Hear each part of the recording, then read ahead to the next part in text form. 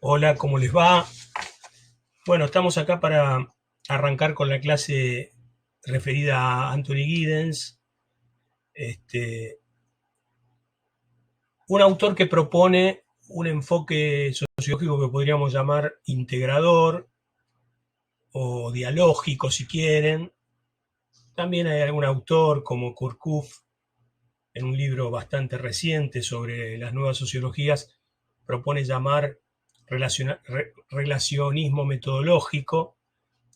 Este, una sociología que pretende de alguna manera hacer dialogar o de relacionar desde el punto de vista metodológico y de abordaje de su objeto de estudio a estas dos grandes corrientes que vimos que se inician a partir de Durkheim y a partir de Weber. Dice Giddens que las sociologías comprensivas fuertes en acción son fuertes en acción pero débiles en estructura. Los seres humanos son agentes intencionales y conscientes, pero poco pueden hacer respecto de cuestiones de poder, de orden y de organización social de vasta escala, que sí son temas de los que se ocupa el análisis estructural y funcional. Refiriéndose a esta sociología más estructuralista, dice Giddens, son fuertes en estructura pero muy débiles en acción. Serían la contracara de lo anterior. ¿Por qué? Porque los agentes, a diferencia de la otra, de la sociología de la acción, los agentes son considerados por esta sociología del todo, considerados ineptos, inertes, que están expuestos y sometidos a fuerzas que los superan. Acuérdense de la definición que da Durkheim de hecho social, creo que ahí es bastante clara la idea. A partir de esta propuesta de fortalecer esto que Giddens entiende que es una debilidad de la sociología, es que él va a plantear y a proponer las nuevas reglas del método sociológico, un título, y también él lo dice en su libro, un título que es bastante irónico porque de alguna manera ironiza con el título de la obra clásica de Durkheim, Las reglas del método sociológico. Lo que va a hacer Giddens es establecer cuáles son esas reglas, no solamente para plantear el asunto de la sociología, no solamente nada más ni nada menos que eso, sino también para plantear cómo el sociólogo o cómo desde la sociología hay que abordar ese asunto sociológico que va a establecer Giddens desde su propia teoría. Entonces, la primera regla, dice Giddens, tiene que ver con el asunto que concierne al pensar sociológicamente, a la investigación sociológica, al objeto de estudio de la sociología, y es ni más ni menos que la producción y reproducción de la sociedad. Claro, Giddens plantea lo que venimos diciendo desde que empezamos a leer la materia, esto de que el orden natural de alguna manera prescinde de la intervención humana, es decir, ninguno de nosotros es capaz de crear la naturaleza o de modificarla o de crearla. Podemos intervenir en ella, pero esa intervención en el orden natural es una intervención propia del obrar humano. Pero nada de lo que la naturaleza es producto de la acción humana. En cambio, sí el hombre obra constantemente en esto de producir y reproducir la vida social, ¿no? Entonces dice Giddens como dos grandes derivaciones o dos grandes reglas que tienen que ver con el asunto de la sociología. Dice Giddens, la sociología no se ocupa de un universo predado de objetos, sino de un objeto que sí ya está constituido o que es producido por los quehaceres activos de los sujetos. Es decir, hay dos, si se quiere, objetos que interesan al sociólogo. Uno es eso que está predado, acuérdense de esto que decían Berger y Luhmann, cuando venimos y nacemos a la vida social, hay un marco de sentido establecido, ¿no? Hay un ordenamiento que ya está establecido por quienes nos precedieron, y en ese marco de sentido, de alguna manera, nos socializan, somos socializados. Pero también es cierto que ese marco de sentido en el que nos socializamos ha sido y es el producto del quehacer humano de sujetos y de actores diestros con cierta conciencia, que no tiene ese mundo, ese ordenamiento social, no es preexistente y a partir de ahí o a partir de él aparecen los sujetos obrantes. No, ambas cosas simultáneamente.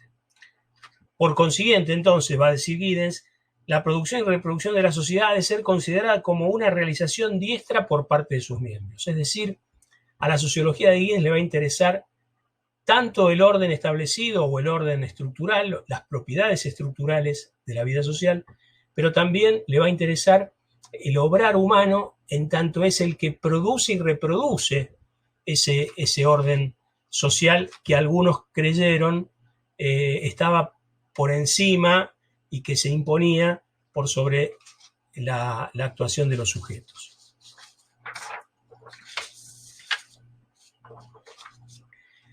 Dice Giddens entonces, como segunda regla, que el obrar humano y los procesos de producción y reproducción suponen un proceso de estructuración permanente. Esto es clave, es central, es la teoría central de Giddens. Vamos a dar esas tres reglas que establece Giddens respecto de este primer postulado, digamos, y después vamos a explicarlo para ver si lo entienden.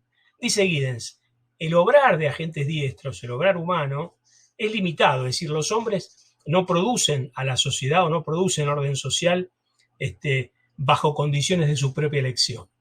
Lo hacen como actores situados que se mueven con determinadas propiedades estructurales, pero que esas propiedades estructurales no son necesariamente impedidoras o constreñidoras de la acción social. Dice, las estructuras no deben considerarse como algo que se impone de fuera por sobre los hombres, que constriñen el obrar humano, sino que también deben considerarse en sus aspectos habilitadores. Este es un principio central de la teoría de la estructuración de Giddens, porque tiene que ver con lo que Giddens va a llamar el dualismo de estructura, que después vamos a tratar de explicar bien qué quiere decir.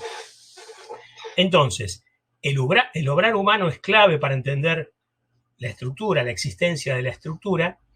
Ese obrar humano no es en condiciones de libertad absoluta, y es básicamente un obrar situado históricamente, ¿no?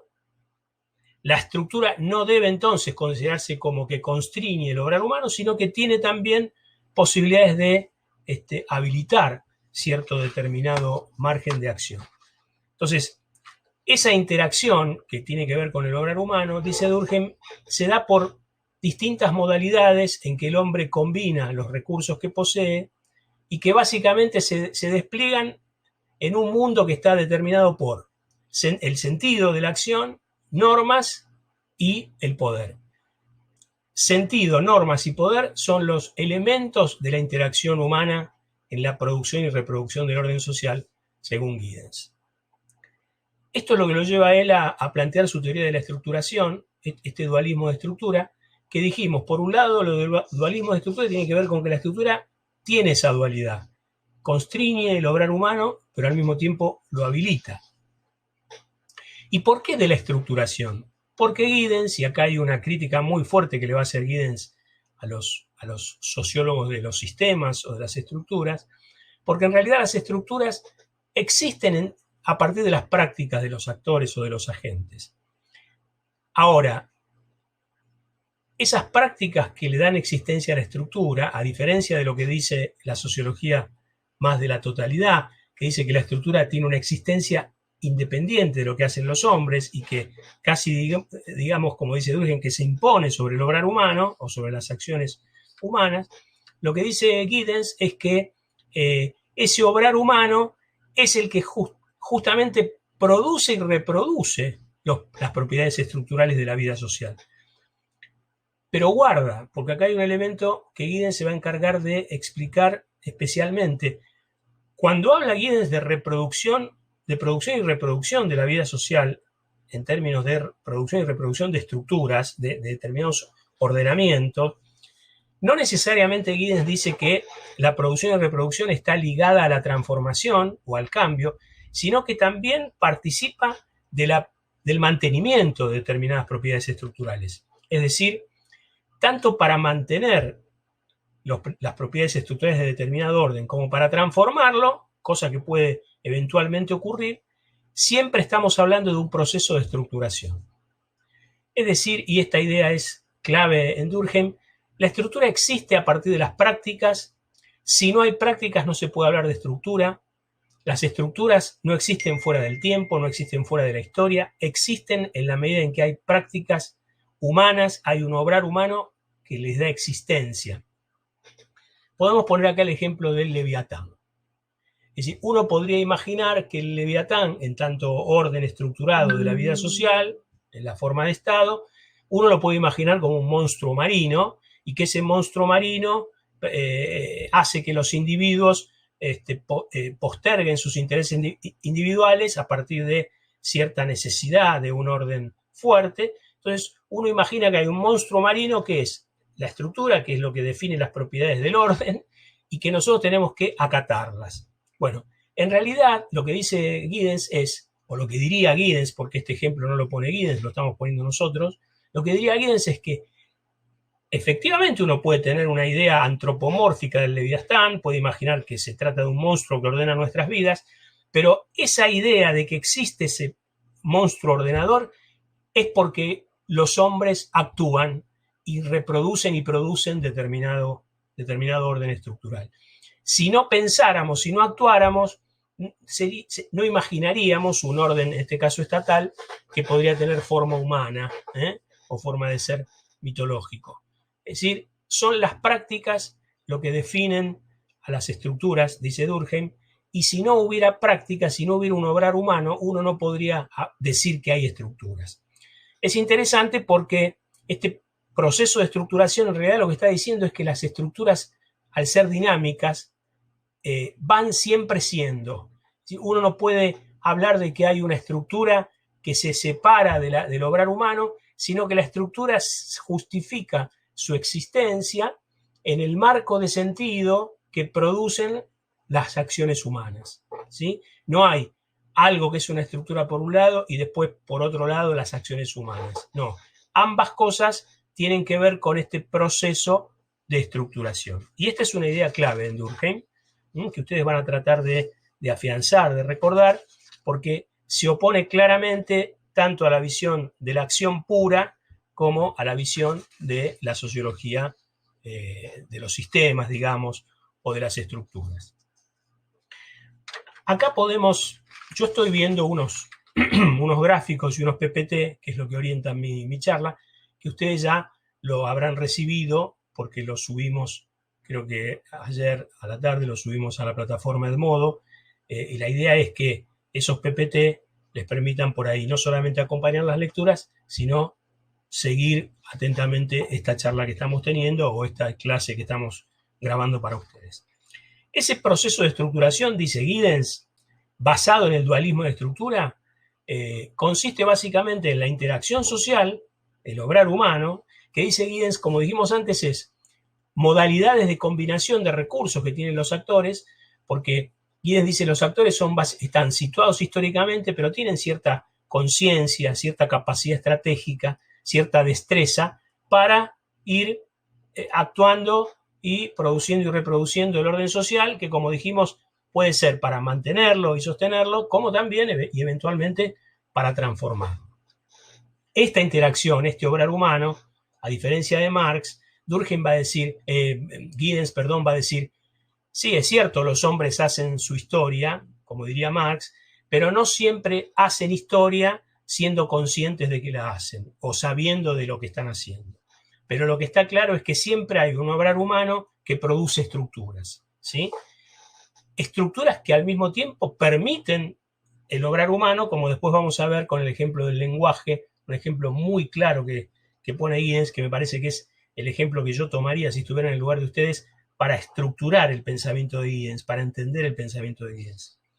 Entonces, por un lado la interacción, el obrar humano, y por otro lado la estructura, que son, como dice Giddens, propiedades estructurales que pueden ir cambiando a partir del obrar humano y propiedades estructurales que de alguna manera permiten el obrar humano, y que a diferencia de la interacción no se trata ya de combinación de sentido, poder y normas, sino que en realidad lo que la estructura combina en términos de propiedades estructurales es un marco de acción, un marco de significación, dominación, es decir, la idea de poder, una idea que los sociólogos de los sistemas y de las estructuras no han profundizado demasiado, es decir, hay una idea de poder que se juega en este establecimiento de propiedades estructurales, y una legitimación, es decir, un aceptar esas propiedades estructurales que tienen que ver con la definición de un determinado orden. Las propiedades estructurales,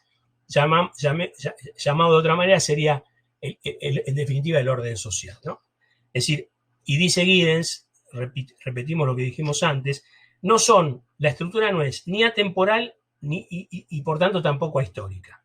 Es decir, como la estructura existe a partir del obrar humano, y el obrar humano es habilitado por la estructura, obrar humano y estructura no pueden pensarse por fuera de la historia.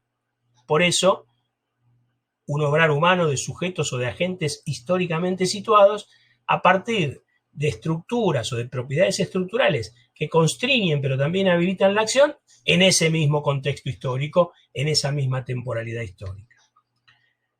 Las estructuras no tienen sujeto, claramente, es decir, no hay, vuelvo al ejemplo del Leviatán, ese orden estructural, esas propiedades estructurales que supondría el ejemplo del Leviatán, no es que hay un monstruo que es el que posee el orden y nosotros nos adecuamos a ese orden, como dirían los funcionalistas, sino que no hay un sujeto. El orden existe, ¿por qué? Porque las prácticas y el obrar de los agentes humanos hacen que ese ordenamiento, que esa propiedad estructural exista. Es decir, no podemos cometer el error de los sociólogos de la totalidad o del todo, que pareciera que ese orden tiene como una existencia propia y compite y juega con todo aquello que harían los hombres, tanto para desviarse de ese orden o para adecuarse a ese orden. Es decir, ambos se determinan. Hay una suerte de codeterminación entre el obrar humano y las propiedades estructurales. No hay propiedades estructurales sin obrar humano, y tampoco podría obrar humano sin propiedades estructurales, porque volvemos a que los hombres no hacen historia con una libertad absoluta. Es decir, hay ciertos condicionamientos que son aquellos que la acción humana creó, ¿sí? Entonces, esta codeterminación es central para entender el proceso de estructuración de Giddens. Y Giddens pone un ejemplo maravilloso que, insisto, creo que es muy claro para que ustedes puedan entender el pensamiento de Giddens, que es esta relación entre el habla y el lenguaje. ¿El lenguaje qué sería? El lenguaje sería el conjunto de propiedades estructurales que nos dicen a nosotros cómo hablar gramaticalmente, cómo construir frases y locuciones sintácticamente, y qué es esto de, si se quiere, la cuestión semántica del lenguaje, es decir, qué sentido le asignamos a las palabras. Cuestión de por sí clave cuando veamos lo de la doble hermenéutica. Entonces, el lenguaje es un conjunto de propiedades estructurales que nos dicen cómo hablar en el marco de una determinada cultura. Ahora, ese lenguaje nos permite hablar, pero lo que dice Giddens es: no podría haber lenguaje si los agentes humanos no hablaran. Es decir, el lenguaje se sostiene en el habla, en la práctica de hablar, en la comunicación, pero la comunicación es posible cumpliendo las reglas que establece, o los estructurales que establece el lenguaje. No sé si se entiende.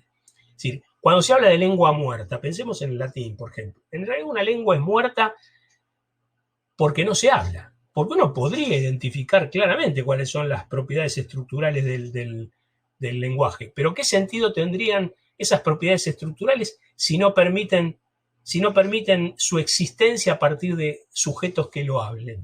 Entonces, no está mal esta idea de que, en definitiva, no hay lengua sin habla, pero tampoco puede haber habla sin lengua. Es decir, hay, sobre todo cuando en la sociología que estamos planteando, el lenguaje mediatiza absolutamente, como lo hemos visto con Jutz, el lenguaje mediatiza absolutamente la acción humana, el pensamiento de sentido común, los marcos de sentido común dentro de los cuales se despliega el obrar humano. Entonces, esto es importante, ¿no?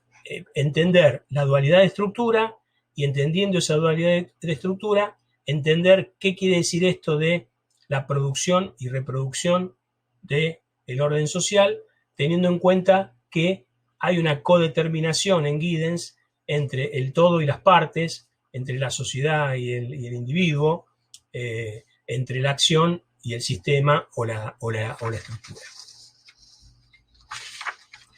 Esta es una crítica muy fuerte que le va a hacer Giddens a Durkheim, a Parsons, esto de creer que las estructuras se juegan con independencia del obrar humano, sin tener en cuenta que en la interacción humana, que es los elementos que conforman la interacción humana, la interacción social, se juegan recursos, poder, sentido y normas. Es decir, el poder, según Giddens, no habría sido un aspecto muy tenido en cuenta como para pensar que estos sujetos actúan siendo bastante estratégicos en esto de cómo producir y reproducir orden social. Producción y reproducción que, insistimos, no debe necesariamente atarse a la transformación o al cambio, sino que también tiene que ver con esto de sostener o de producir propiedades estructurales. Es decir, no puede haber una acción que no genere propiedades estructurales. Ahora, esas propiedades estructurales que genera pueden ser tanto propiedades que son resultado de una contradicción sistémica que genera un cambio de orden social, puede ser algo que termina en una revolución, ¿no? Como por ahí lo plantearía Marx, esto de reconocer el lugar del proletariado y a partir de esa conciencia de clase alterar ese marcos de sentido de la sociedad burguesa y generar otras propiedades estructurales que hablan de una sociedad postcapitalista. Eso eventualmente puede pasar, pero eso también se da en la propia existencia de las propiedades estructurales que hacen posible la acción humana. Es decir, y acá creo que podemos poner el ejemplo de lo que está pasando con el lenguaje inclusivo. Claramente, el obrar humano de quienes están siendo de un lenguaje que se está construyendo, en realidad no está alterando las propiedades estructurales del lenguaje, sino que está tomando esas propiedades estructurales para reproducir otras propiedades estructurales que terminan no derribando el lenguaje existente, sino fortaleciéndolo, incluyendo una cierta perspectiva, una cierta gramática de género. Es decir, no hay un lenguaje que derriba a otro, sino que hay un habla que produce prácticas comunicativas que hacen que el mismo lenguaje se sostenga con cambios que tienen que ver con perspectivas o marcos de sentido igualitarios, que marchan hacia una gramática igualitaria en términos de género. Insisto, me parece que el ejemplo del lenguaje es un ejemplo muy potente para que ustedes puedan comprender la lógica del pensamiento de Giddens, y me parece que esta idea de habla y lenguaje, entendiendo al habla como el producto del obrar y al lenguaje como el producto de las propiedades estructurales, me parece que eso les permite ver qué es lo que está diciendo Giddens cuando habla de el dualismo de estructura y de los procesos de estructuración. Hasta acá veníamos hablando de Giddens desde el punto de vista de, llamémosle, el objeto de la sociología, el asunto de la sociología.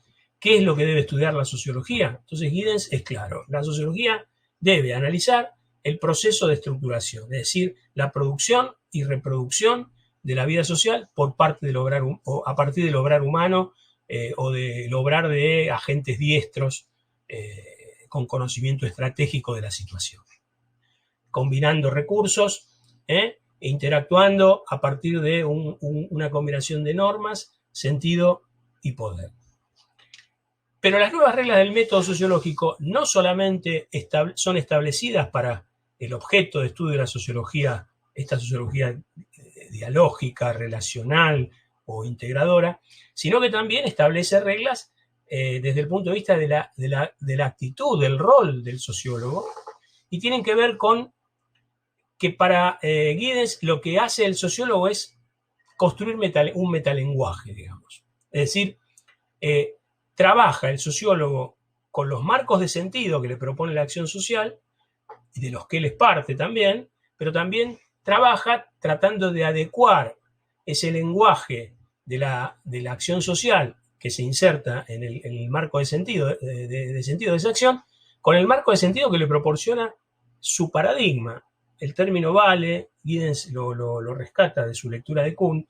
Entonces hay como dos lenguajes que el sociólogo trata de adecuar. El lenguaje del agente no experto, pero que, como dice Giddens, también es un teórico social, porque a partir de ese marco de sentido, él relabora y se apropia quizás de conceptos científicos para producir acciones humanas. Hay un despliegue de cierta destreza de los actores humanos en su acción, pero el sociólogo tiene que adecuar esa interpretación de ese marco de sentido del obrar humano, tratar de adecuarlo al marco de sentido que le proporciona su paradigma, es decir, construyendo un metalenguaje, un lenguaje sociológico que en realidad está hablando de otro lenguaje. La doble hermenéutica, en definitiva, es esto lo que nos plantea Giddens. La doble hermenéutica es lo que necesariamente está presente en las ciencias sociales, sobre todo en la sociología, cuando el sociólogo trata de comprender y de interpretar la acción humana, la acción social, el obrar humano. ¿Por qué doble hermenéutica? Porque el sociólogo tiene que de alguna manera interpretar desde su propio lenguaje el lenguaje de interpretaciones que hacen los agentes humanos. ¿Sí? ¿Me explico? Esto está muy claro si ustedes piensan en lo que hace un antropólogo. Inclusive después también pueden asociarlo con la lectura del Forastero. Nosotros, como sociólogos, somos parte de una sociedad, entonces estamos de alguna manera siendo parte de determinados marcos de acción. Pero el sociólogo, desde su disciplina, lo que tiene que hacer es hacer una suerte de inmersión, es decir, observar, siendo partícipe del obrar humano, tratando de comprender lo que los seres humanos hacen, y esa comprensión va a ser más o menos dificultosa en la medida en que ese marco de acción que intentamos comprender también sea el nuestro. Sí, no es lo mismo comprender el marco de acción de determinados grupos en la sociedad argentina que por ahí intentar comprender el marco de acción de grupos en países islámicos, por ejemplo, o de sociedades primitivas o de sociedades precapitalistas. Es decir, nosotros tenemos algunas, si se quiere, algunas formas de entender y de comprender el marco de acción de grupos o de sociedades a las que pertenecemos nosotros. Distinto sería si tenemos que comprender algo que se escapa de nuestro marco de acción, como le pasa al forastero cuando descubre que su pensamiento de sentido común no le sirve para entender lo que sería el pensamiento de sentido común de la sociedad que él está observando. Entonces, de alguna manera, la doble hermenéutica lo que está planteando es que desde el paradigma de la disciplina de la sociología, el sociólogo tiene que tratar de construir un lenguaje que le permita interpretar el lenguaje del obrar de agentes no expertos. De ahí lo de la doble hermenéutica. Habla también en términos de metalenguaje porque, en definitiva, el sociólogo termina construyendo un lenguaje del lenguaje común. Entonces, doble hermenéutica, metalenguaje, básicamente significan o se refieren a este proceso de cómo el sociólogo trata de comprender y de interpretar la realidad que le interesa investigar. Entonces, las tareas principales del sociólogo, dice Giddens, son la explicación y mediación hermenéuticas de formas de vida divergentes dentro de metalenguajes descriptivos de las ciencias sociales. Es decir, en el fondo lo que hace es, cada investigación sociológica lo que hace es alimentar ese metalenguaje que se va construyendo tratando de interpretar el lenguaje de la sociedad. ¿Me siguen? Y ahí hay claramente una diferencia de lenguajes, porque lo que dice Giddens es, una cosa son las propiedades del lenguaje que están determinadas en el marco de sentido de una determinada sociedad, y otra cosa son las propiedades del lenguaje del sociólogo. El sociólogo no puede pretender ver en el marco de acción que tiene que tratar de interpretar, no puede pretender que se cumplan determinadas propiedades o reglas lingüísticas que tiene el discurso científico. Lo que tiene que hacer es, primero, comprender e interpretar ese marco de sentido de la acción que tienen los agentes no expertos y después tratar de reinterpretar eso desde su propio lenguaje de la sociología. ¿Me explico? Es decir, uno debe comprender, cosa que va a ser más fácil si somos parte de esa sociedad, cómo utilizan determinados lenguajes, determinados grupos que actúan, movimientos sociales, actores económicos. Lo que uno no puede pretender es que esos actores económicos o esos actores sociales, cuando actúan y son mediados a través de lenguajes, uno no puede pretender que esos lenguajes cumplan con los principios y las propiedades estructurales que fija el discurso de la ciencia. Pero lo que sí tenemos que hacer desde el discurso científico es tratar de describir eso que puede tener un fundamento simbólico, no necesariamente tiene que tener un fundamento racional, ¿no? Como dice Giddens muy bien en el librito que tienen que leer ustedes, dice, una cosa es la conducta humana y otra cosa es la conducta humana racional. Bueno, nosotros podríamos decir que una cosa es la conducta humana o el obrar humano del hombre común, que también es un teórico social, porque se basa de los conceptos de la ciencia social para intervenir y actuar en su mundo, pero otra cosa es la conducta humana del sociólogo. Entonces, entre esas dos conductas y entre ese proceso de metalingüístico o de doble hermenéutica, lo que hace el sociólogo es, con su propio lenguaje, en el marco de su paradigma, tratar de describir, de interpretar, de comprender y de explicar el obrar humano, que es el que para Giddens produce y reproduce lo social. Bueno, la idea entonces es que ustedes, en el marco de esta sociología dialógica, esta sociología más integradora, traten de leer las reglas del método sociológico, las conclusiones, tratando de insistir y de apropiarse de estas dos ideas centrales en Giddens, la idea de dualismo de estructura y de proceso de estructuración, y la idea de la doble hermenéutica. Es el gran aporte de Giddens, el gran aporte teórico de Giddens, y a partir de ahí hay un montón, hay toda una sociología que está tratando de superar esta polaridad, ¿no? Esta imposibilidad de integrar y de abordar lo social con la riqueza que permite por ahí entender estas dos cosas, ¿no? Entender esta cuestión de que las propias prácticas, acuérdense del ejemplo de la universidad, las propias prácticas son las que producen y reproducen la vida social, las que estructuran y reestructuran la vida social, y al mismo tiempo esas prácticas no podrían ser posibles si no hubiera un conjunto de propiedades estructurales a partir de las cuales esas prácticas se pueden desplegar.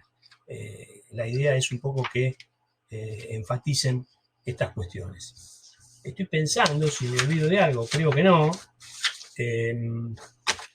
Hemos hablado de las nuevas reglas del método sociológico, hemos hablado de la doble hermenéutica desde el punto de vista de lo que el sociólogo debe hacer cuando quiere comprender e interpretar una realidad social que siempre está medida por el lenguaje.